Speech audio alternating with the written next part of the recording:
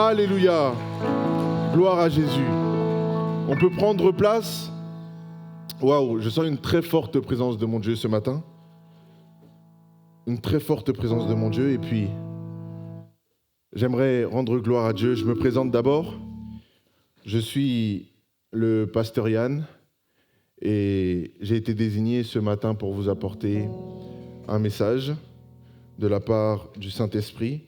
J'aimerais remercier d'abord le pasteur Josué ainsi que le corps pastoral qui m'ont fait confiance, mais j'aimerais aussi remercier le merveilleux Saint-Esprit qui fait un travail formidable et je crois qu'il fera encore ce matin. Waouh! Durant ces dernières semaines, il y a eu des messages et des messages et des messages et mon cœur battait à chaque fois que les messages étaient terminés. Je disais, mais Saint-Esprit, c'est vraiment comme si... je ne sais pas si c'est une confirmation, si c'est une blague que tu me fais, je ne sais pas. Parce que tout ce qui a été dit ces dernières semaines ne vient que confirmer ce que tu m'as mis à cœur de partager. Pour ceux qui étaient à la jeunesse, on a parlé de dévotion. Dimanche dernier, on a parlé de ressembler à Christ. Voilà.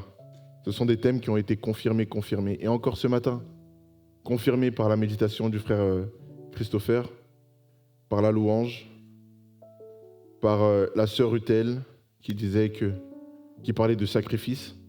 Et donc ce matin, c'est un rappel et aussi une exhortation pour nous tous, peuple de Dieu. Et si c'est possible, on va juste courber nos fronts, prier pour recommander ces temps entre les mains du Seigneur. Seigneur Jésus, Dieu Tout-Puissant, je te loue, je te bénis et je te rends grâce encore pour ce temps. Saint-Esprit, touche nos cœurs. Merci encore de transformer nos cœurs de pierre en cœurs de chair. Que nos cœurs soient capables d'entendre ta voix, la voix du bon berger. Que tu puisses encore te glorifier, Seigneur, en chacun d'entre nous. Que cette parole qui rentre dans nos cœurs ne soit pas sans effet, mais qu'elle porte beaucoup de fruits. Car c'est à cela qu'ils reconnaîtront, que le monde connaîtra que nous sommes de toi. Merci encore de te glorifier dans le nom de Jésus. Amen. Amen. Sans plus tarder, on va rentrer tout de suite dans le vif du sujet.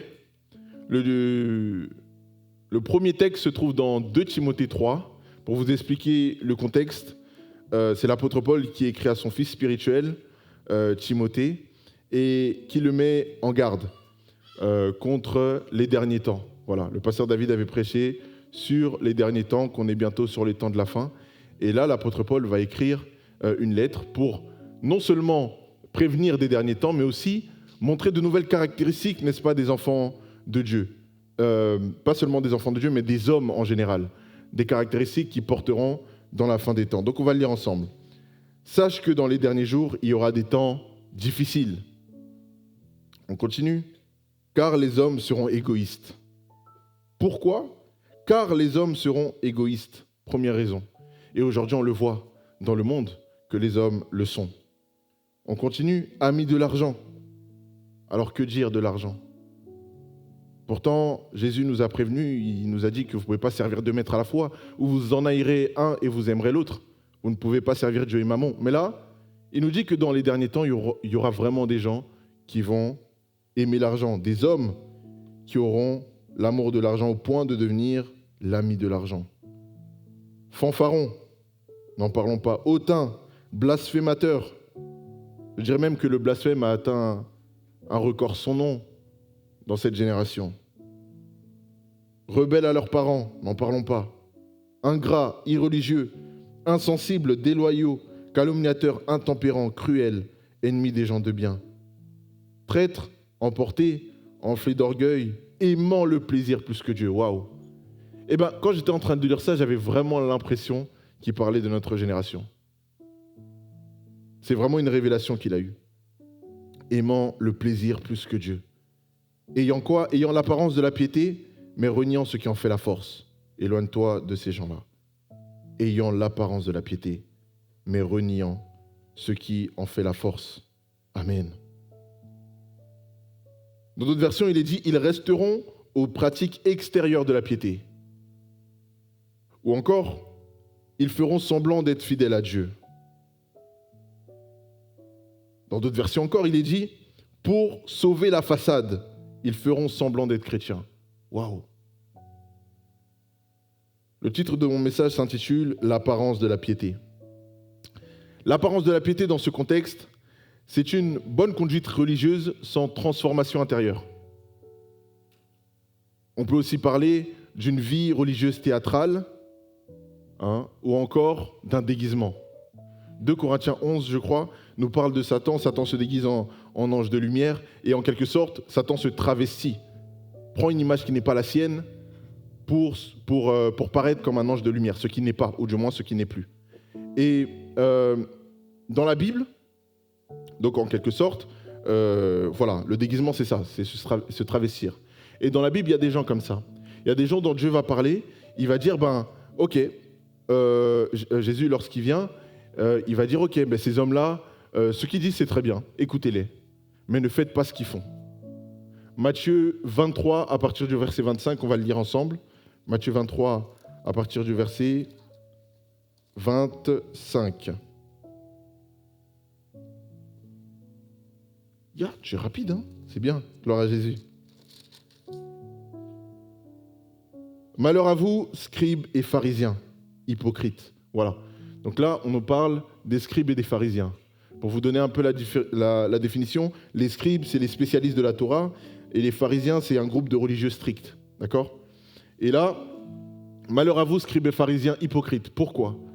Parce que vous nettoyez le dehors de la coupe et du plat, et qu'au-dedans, ils sont pleins de rapine et d'intempérance. Oui? On continue? Pharisiens aveugles, nettoie premièrement l'intérieur de la coupe et du plat, afin que l'extérieur aussi devienne net. Nous continuons. Malheur à vous, scribes et pharisiens hypocrites, parce que vous ressemblez à des sépulcres blanchis, qui paraissent beaux au dehors et qui au dedans sont pleins d'ossements de mort et de toute espèce d'impureté. Vous de même, au dehors, vous paraissez juste aux hommes, mais au dedans, vous êtes pleins d'hypocrisie et d'iniquité. Waouh! Le premier point que j'aimerais partager avec vous, c'est qu'il est possible de connaître les Écritures sans en avoir la révélation. Proverbe 29, 18 dit ceci, « Quand le peuple est sans révélation, il est sans frein. » Quand le peuple est sans révélation, il est sans frein. Ah, super. Quand il n'y a pas de révélation, le peuple est sans frein. Heureux s'il observe la loi. Qu'est-ce que c'est que la révélation? La révélation, c'est quoi? Je vais vous le dire tout de suite. C'est une prise de conscience, selon Larousse, prise de conscience ou expérience soudaine d'une réalité qui laisse une trace durable. N'est-ce pas? Une prise de conscience ou expérience soudaine d'une réalité qui laisse une trace durable. Et là, quand on nous dit quand le peuple est sans révélation, le peuple est sans frein, c'est-à-dire qu'il n'y a plus de limite au péché. Nous continuons comme ça, une marche dans le péché, nous marchons dans le péché et nous sommes sans frein. Parce que nous sommes quoi? Sans révélation. Il est vrai que nous pouvons croire que Jésus est le Fils de Dieu et la Bible va nous dire, mais vous faites bien de croire parce que les démons croient aussi et ils tremblent. Ici, on nous dit quoi? On nous dit que sans révélation, mon peuple est sans frein. Il est possible de croire sans en avoir la révélation, sans en avoir pris vraiment conscience de qui est Jésus, de pourquoi Jésus est venu sur la terre, pourquoi il est mort sur la croix, pourquoi il est ressuscité le 3e jour et pourquoi est-ce qu'il nous a frayé un chemin vers le ciel. Il est possible de ne pas avoir la révélation, pourtant de le lire. C'est pour ça que j'ai l'habitude de dire que, et moi personnellement je suis quelqu'un qui n'aime pas les débats parce que j'estime que je parle à des personnes irrévélées. Moi j'estime que je parle à des personnes irrévélées, des personnes qui n'ont pas reçu la révélation. Donc je fuis le débat. Je dis écoute, je vais prier pour toi et que le Seigneur te donne la révélation. C'est pour ça qu'aujourd'hui, peuple de Dieu, nous avons des chrétiens de plus en plus qui se tournent vers d'autres religions. Parce qu'ils ont la connaissance, certes, mais sans la révélation. C'est pour ça qu'il faut beaucoup prier pour le Éphésiens 1,17. Le Éphésiens 1,17, c'est l'apôtre Paul qui est en train de parler et qui nous dit ceci, afin que le Dieu de notre Seigneur Jésus-Christ, le Père de gloire, vous donne un esprit de sagesse et de révélation dans sa connaissance. Vous voyez, il est possible d'avoir la connaissance sans l'esprit de sagesse et l'esprit de révélation. Pour ceux qui étaient là vendredi, on l'a dit, hein.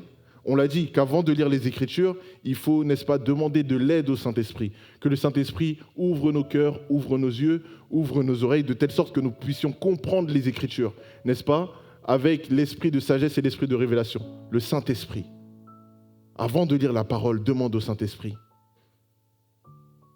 Sinon, un jour, tu tomberas face à des irrévélés et ils peuvent te faire sortir parce que tu n'as pas la révélation. Il faut demander la révélation au Seigneur. Oui, mais Jésus n'est qu'un prophète. Il n'est pas qu'un prophète déjà. Homme irrévélé. Il n'est pas qu'un prophète. Il est Dieu lui-même manifesté dans la chair. Alléluia. Il faut beaucoup prier pour le Éphésiens 1,17.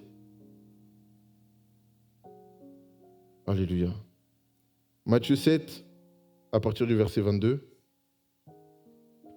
Jusqu'au verset 23, on va le lire ensemble. Plusieurs me diront ce jour-là, Seigneur, Seigneur, n'avons-nous pas prophétisé par ton nom? N'avons-nous pas chassé des démons par ton nom? N'avons-nous pas fait beaucoup de miracles par ton nom?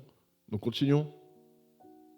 Alors je leur dirai ouvertement, je ne les ai jamais connus. Retirez-vous de moi, vous qui commettez l'iniquité.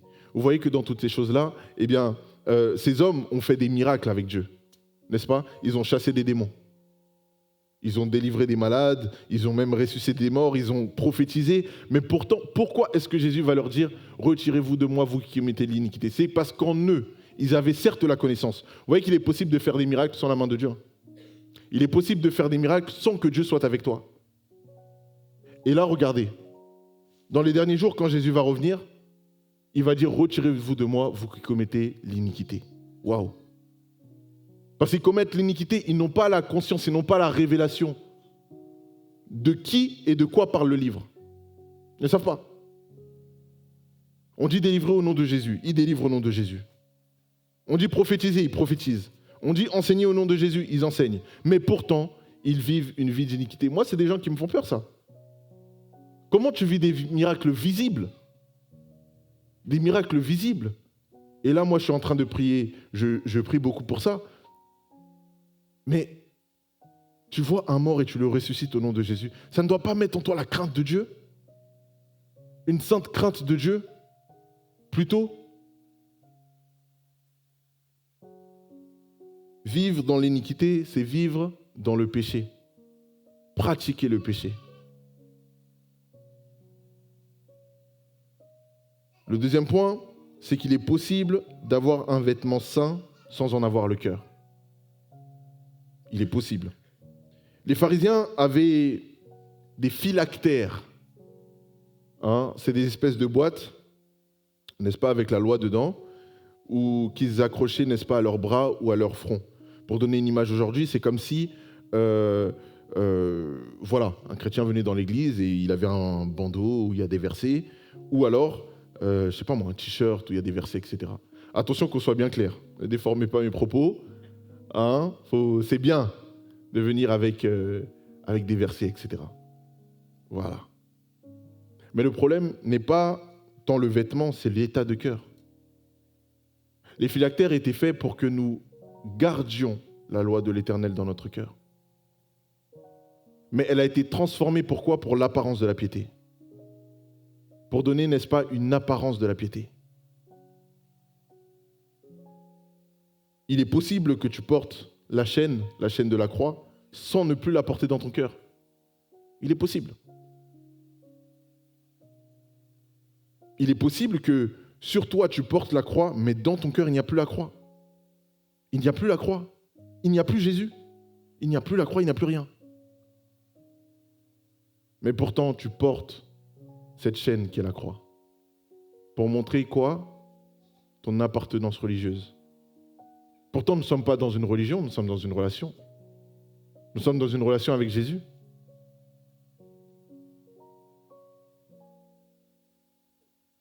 Lorsque Jésus va parler, il va dire « Nettoie premièrement la coupe ».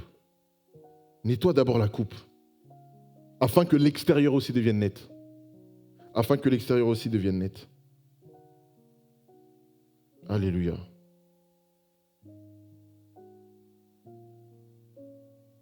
il est possible. Attention. Veille à ce qui est toujours la croix dans ta vie. Peut-être que tu ne portes pas la chaîne, mais dans ton cœur, veille à ce qui est toujours la croix.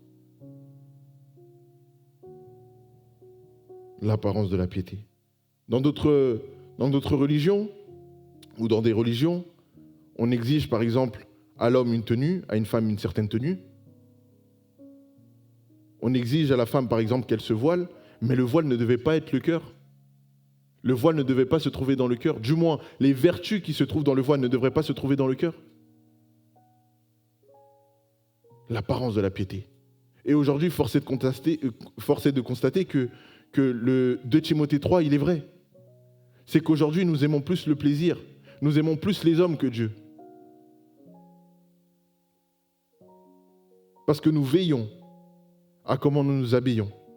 Nous veillons à notre parfum. Oh, je suis sûr que tu t'es parfumé ce matin. Je suis sûr que tu n'oserais pas sortir sans déodorant. Je suis sûr que tu n'oserais pas sortir avec un vêtement entièrement déchiré. J'en prendrai soin. Mais ton cœur, mais ton âme, tu permets de sortir. Nous permettons de sortir avec des déchirures, sans relation avec Dieu. Aujourd'hui, certainement, nous avons plus passé du temps dans le maquillage. Moi, je ne me maquille pas, je ferme une parenthèse. Mais dans le maquillage, dans la préparation de nos vêtements, c'est vrai. Mais est-ce que même ce matin, nous avons cherché la face de Dieu ? Est-ce que même ce matin, nous avons cherché la face de Dieu ? Nous sommes très beaux. Et moi, je crois que vous n'avez pas l'apparence de la piété. Amen. Je parle pour l'édification et c'est vraiment le Saint-Esprit qui m'a mis ce message dans le cœur. Et j'aimerais que nos cœurs soient comme nos vêtements ce matin. Et nos vêtements sont propres. Regardez comment nous sentons bons. Regardons comment nous sommes beaux. Dis à ton voisin, t'es beau. Alléluia. 1 Samuel 16, 7 nous dit ceci. Et l'Éternel dit à Samuel, ne prends point garde à son apparence et à la hauteur de sa taille, car je l'ai rejeté. L'Éternel ne considère pas ce que l'homme considère. L'homme regarde à ce qui frappe les yeux, mais l'Éternel regarde au cœur. Amen. L'Éternel regarde au cœur. Dis à ton voisin, l'Éternel regarde au cœur. Amen. Ici, il est question d'Éliab. C'est le frère de David, grand de taille, n'est-ce pas ? Et lorsque Samuel arrive, n'est-ce pas, selon l'instruction de Dieu, pour choisir l'homme selon son cœur, l'homme qui est meilleur que Saül, selon la parole de Dieu, il y va. Et je me mets à la place de Samuel, quand il parle au père Isaü, il lui dit, ramène-moi tes fils. Et il ramène ses fils. Il dit, oh mais... En fait, j'essaye de voir un peu l'image. Il voit Éliab, qui doit être grand. Dans ma tête, il fait un peu la taille de Jérémie. Et il le regarde et il dit, mais c'est lui. Et là, comme une révélation va tomber sur lui, il va dire, l'homme regarde à ce qui frappe les yeux, l'Éternel regarde au cœur. L'Éternel regarde au cœur. Et je crains que dans notre génération, il y ait beaucoup d'Éliab. Beaucoup de personnes d'apparence belle, mais qui ont été rejetées par l'Éternel. Et je crains que dans notre génération, nous prenons tellement soin de notre apparence qu'en fait, que lorsqu'un prophète, lorsqu'un homme de Dieu va nous regarder, il va penser peut-être que, tiens, c'est lui. Mais l'Éternel va dire, je l'ai rejeté.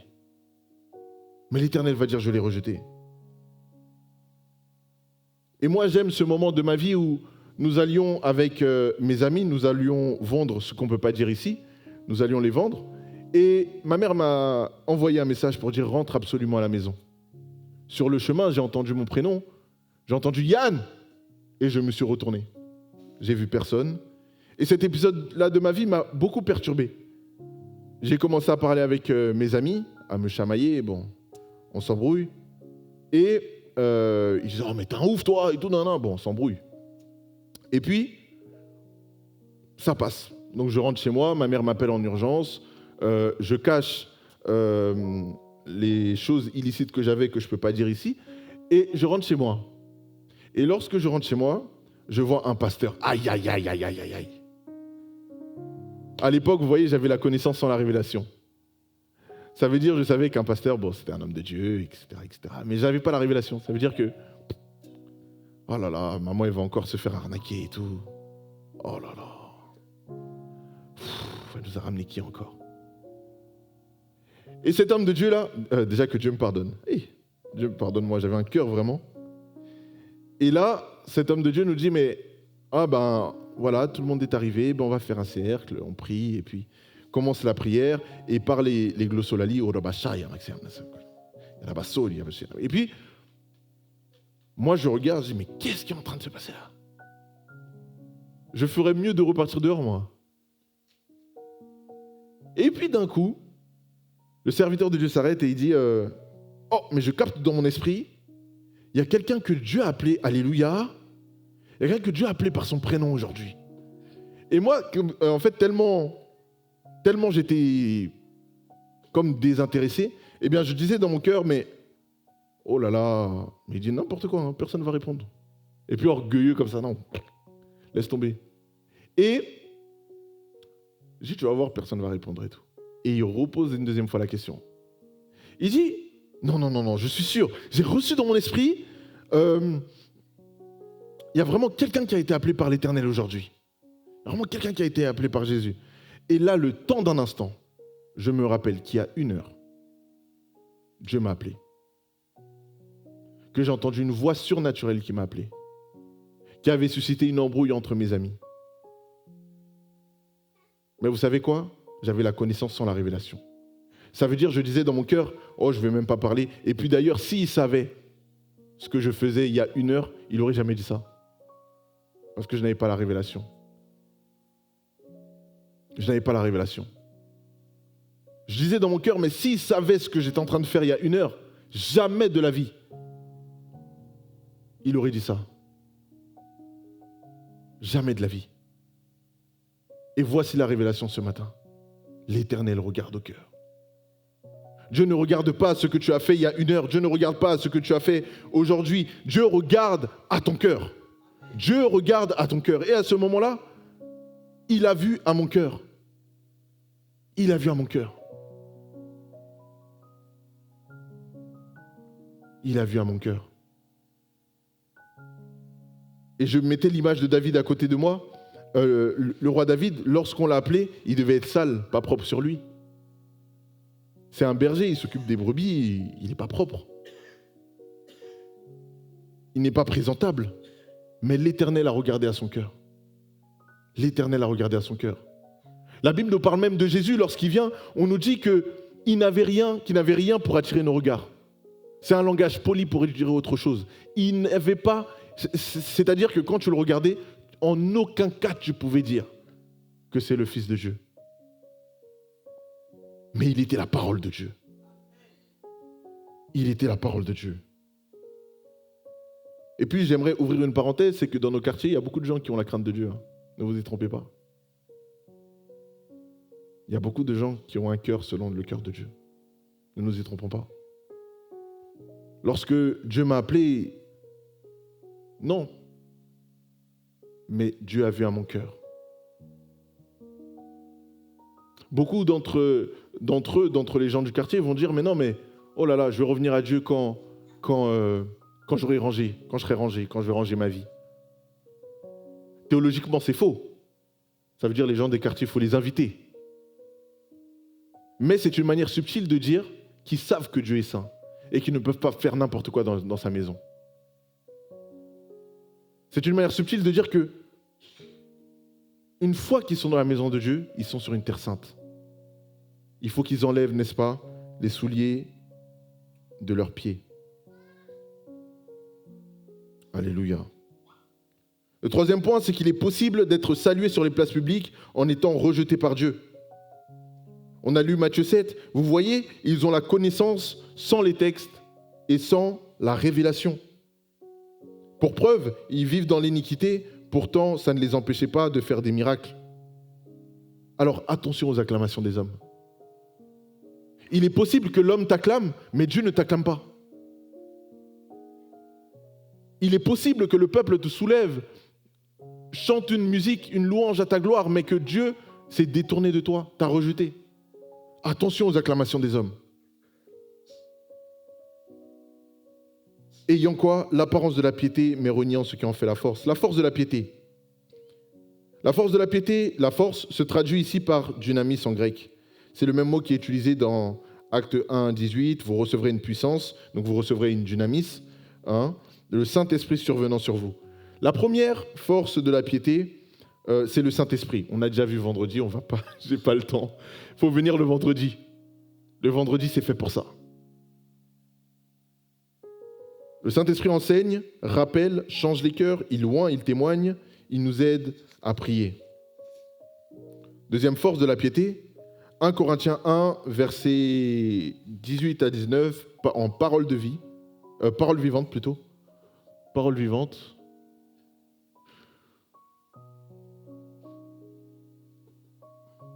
Certes, cette histoire de la croix paraît absurde à ceux qui courent à leur perte. Ils taxent de pure folie la doctrine d'un Christ crucifié, mais pour nous qui marchons dans la voie du salut, nous l'expérimentons comme la puissance même de Dieu, la dynamis, la puissance de Dieu. Alléluia. La deuxième force, c'est la bonne nouvelle selon laquelle Jésus, Dieu fait chair, a été crucifié, donc mort sur une croix et ressuscité le troisième jour. C'est la puissance de Dieu pour nous, car elle montre quoi? Elle montre l'amour de Dieu. C'est par l'amour. Alléluia. Le troisième point, je vais filer. Le troisième point, c'est le sacrifice perpétuel. Qui dit la croix, dit sacrifice. Et je lui rappelais tout à l'heure que, attention quand dans ta vie, il n'y a plus la croix. Fais très attention quand dans ta vie, il n'y a plus la croix. Parce qu'aujourd'hui, ça ne dérange pas Satan que tu viennes à l'église. Ça ne dérange pas Satan que tu danses. Ça ne dérange pas Satan que tu serves même. Ça ne le dérange pas. Tant qu'il enlève quoi? Tant qu'il enlève le sacrifice perpétuel de ta vie. Tant qu'il enlève le sacrifice dans ta vie. Jésus n'est pas venu pour faire des robots, il est venu pour faire des disciples. Les disciples, c'est celui qui fait comme son maître. Alors si Jésus s'est sacrifié, pourquoi est-ce que moi je ne me sacrifierais pas? Pourquoi est-ce que moi je ne me sacrifierais pas? Parce qu'il y a des gens qui vont dire « Oh, mais tout est déjà accompli, nous n'avons plus rien à faire, nous vivons notre vie, Jésus a déjà tout accompli. » C'est faux, hein? C'est faux. Galates 5, 24. Et nous avons lu le verset 23 tout à l'heure. Galates 5, 24 nous dit ceci. Ceux qui sont à Jésus-Christ ont crucifié la chair. La première chose que ceux qui appartiennent à Jésus doivent faire, c'est quoi? Crucifier la chair. Premier point. La chair avec ses passions et ses désirs. Ceux qui sont à Jésus-Christ ont crucifié la chair. Luc 9, 23. On va nous le projeter, mais dans Luc 9, 23, j'aimerais qu'on tire 3 points. Si quelqu'un veut venir après moi, 1, qu'il renonce à lui-même. Ça fait déjà 2 points. Qu'un enfant de Dieu doit faire. Premier point, c'est crucifier sa chair, ses désirs. Deuxième point, si quelqu'un veut venir après moi, qu'il renonce à lui-même. Qu'il se charge chaque jour. Vous voyez là, on parle de tous les jours. Qu'il se charge chaque jour de sa croix et qu'il me suive. Alléluia. Pour moi, un sacrifice perpétuel, ça peut être ici, notre présence à l'église, la lecture de la parole, la louange, vivre dans la louange, dans l'adoration, être dévoué à l'éternel, comme nous l'avons dit à la réunion de jeunesse, n'est-ce pas? Et plein d'autres choses. Le jeûne. sous couvert d'obéissance. Waouh! Et comment on voulait que quelqu'un qui vit dans l'obéissance, dans la prière, dans la lecture, dans le jeûne, comment on voulait qu'il manque de dynamisme? Comment on voulait qu'il manque de puissance? Comment on voulait qu'il manque de puissance? Comment nous voulons qu'il manque de puissance? Daniel 8, verset 11, va nous dire ceci. Elle s'éleva jusqu'au chef de l'armée, lui enleva le sacrifice perpétuel et renversa le lieu de son sanctuaire. Ici, c'est la vision d'un bouc. Le bouc qui est une manière métaphorique, n'est-ce pas, et une métaphore négative, bien sûr, péjorative, pour parler du mal. Et ici, on voit quoi? Elle s'éleva jusqu'au ciel, jusqu'au chef de l'armée, et lui enleva quoi? Le sacrifice perpétuel. C'est-à-dire qu'aujourd'hui, le piège du diable, c'est qu'il veut que nous soyons concentrés sur tout, sauf sur le fait de donner notre vie en sacrifice, tous les jours. Donner notre vie en sacrifice, comme un parfum de bonne odeur. Oui, il est possible de prier, il est possible de jeûner, sans avoir de sacrifice perpétuel. Prions pour retrouver ce sacrifice. Le matin à l'église, c'est un sacrifice de se lever, le matin. Venir à l'église les vendredis, c'est un sacrifice. Ne laissons pas le diable nous l'arracher. La prière, les temps de prière, c'est un sacrifice. Nos dîmes, nos offrandes, comme il a été dit tout à l'heure, c'est un sacrifice par moment. Mais ne laissons pas le diable voler le sacrifice perpétuel. C'est ça qui cherche à nous arracher.